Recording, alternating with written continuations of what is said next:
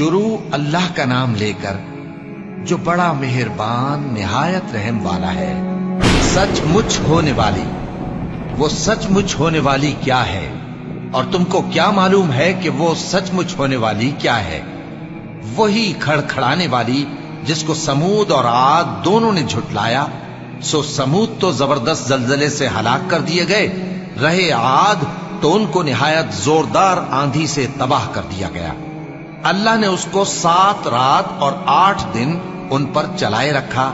تو اے مخاطب، تو ان لوگوں کو اس میں اس طرح گرے ہوئے دیکھتا جیسے کھجوروں کے کھوکھلے تنے، پھر کیا تو ان میں سے کسی کو بھی باقی دیکھتا ہے؟ اور فرعون اور جو لوگ اس سے پہلے تھے اور وہ جو الٹی ہوئی بستیوں والے تھے، سب گناہ کے کام کرتے تھے، سو انہوں نے اپنے پروردگار کے پیغمبر کی نافرمانی کی تو اللہ نے بھی ان کو بڑا سخت پکڑا۔ جب پانی طغیانی پر آیا تو ہم نے تم لوگوں کو کشتی میں سوار کر لیا تاکہ اس کو تمہارے لیے یادگار بنائیں اور یاد رکھنے والے کان اسے یاد رکھیں۔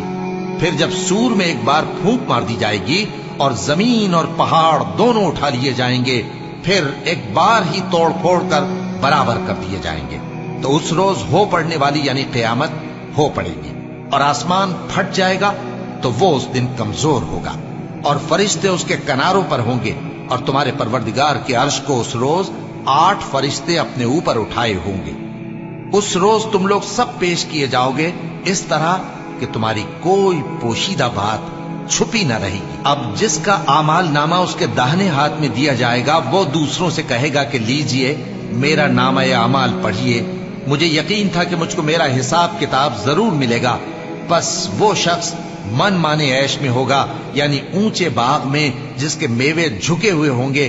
ان سے کہا جائے گا کہ جو اعمال تم ایام گزشتہ میں آگے بھیج چکے ہو ان کے عوض مزے سے کھاؤ اور پیو۔ اور جس کا نامہ اعمال اس کے بائیں ہاتھ میں دیا جائے گا تو وہ کہے گا اے کاش مجھ کو میرا اعمال نامہ نہ دیا جاتا اور مجھے معلوم نہ ہوتا کہ میرا حساب کیا ہے۔ اے کاش موت میرا کام تمام کر چکی ہوتی، آج میرا مال میرے کچھ بھی کام نہ آیا، مجھ سے میرا اقتدار جاتا رہا۔